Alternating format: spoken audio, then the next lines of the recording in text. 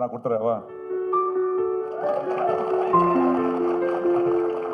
சௌத்ரியோட வாழ்க்கையில நிறைவேறாமல் போன ஒரு பெரிய ஆசை பற்றிய தகவலும் தற்போது அதிகமாக பேசப்படுது. அவர் தன்னோட 100வது படத்தை நடிகர் விஜயை வைத்து தயாரிக்க வேண்டும் அப்படின்னு விரும்பினாரு.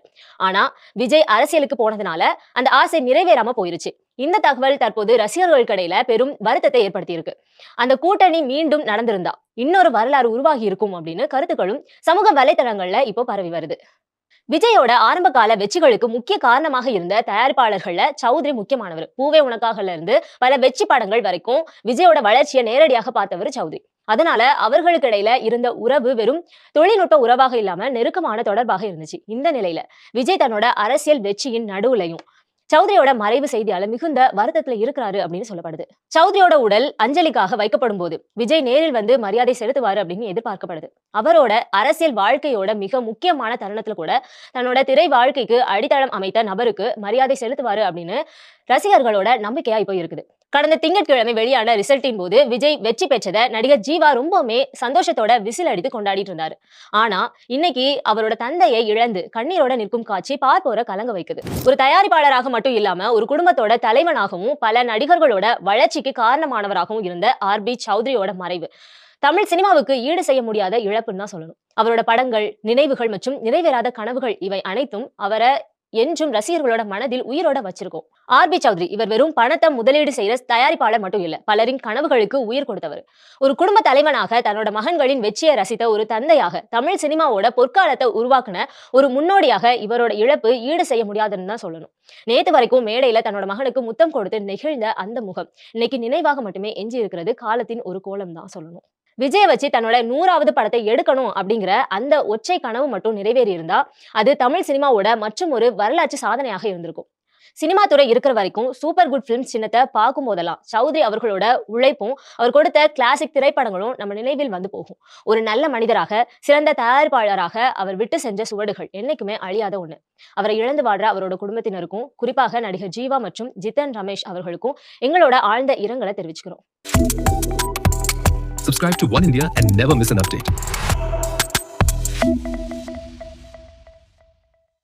திரையுலகில பல சாதனைகளை தடம் பதித்த தயாரிப்பாளர் RB சௌத்ரி ராஜஸ்தான்ல ஏற்பட்ட கோர விபத்துல உயிரிழந்த சம்பவம் சென்னை வரைக்கும் அதிர்வலைகளை ஏற்படுத்தியிருக்கு.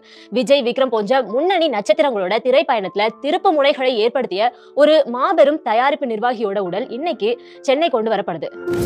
சூப்பர் குட் பிலிம்ஸ் இந்த பெயரை கேட்டாலே நமக்கு ஞாபகம் வர்றது குடும்பங்கள் கொண்டாடிய வெற்றி திரைப்படங்கள் தான். பல தசாப்தங்களாக தமிழ் சினிமால ஒரு சரித்திரத்தை எழுதிய தயாரிப்பாளர் RB சௌத்ரி ஒரு சாலை விபத்து ஒரு மாபெரும் கலைஞனோட பயணத்தை இவ்வளவு சீக்கிரம் முடிச்சிடும் அப்படின்னு யாருமே எதிர்பார்க்கல. விஜய் என்ற நடிகரோட திரை பயணத்துல திருப்பு முனைகளை ஏற்படுத்தினவர், தன்னோட மகன்களோட வளர்ச்சிக்கு தூணாக இருந்தவர் என இவரை பத்தி சொல்லிக்கிட்டே போகலாம். கடைசியாக தன்னோட மகன் ஜீவாவோட மேடையில நெகிழ்ச்சியோடு காணப்பட்டவர் இன்னைக்கு நம்மளோட இல்ல. அவரோட நிறைவேறாத அந்த ஒரு கடைசி ஆசை என்ன? தளபதி விஜய்க்கும் அவருக்கும் இருந்த அந்த ஆழமான பிணைப்பு என்ன?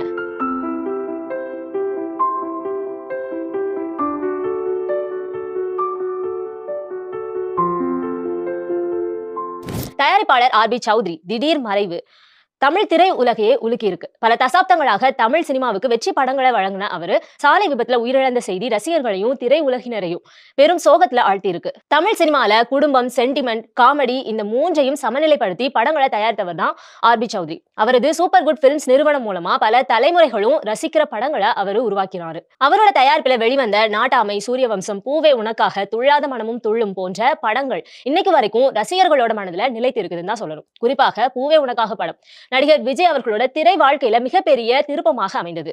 சௌத்ரி கலந்து கொண்ட கடைசி நிகழ்ச்சி அவரோட மகன் ஜீவா நடித்த தலைவர் தம்பி தலைமையில் இந்த திரைப்படத்தோட வெற்றி விழாதான். அந்த நிகழ்ச்சியில அவர் தன்னோட பேரனை கையசைத்து மேடைக்கு அழைத்த காட்சி தற்போது சமூக வலைதளங்கள்ல தீயா பரவிட்டு இருக்கு.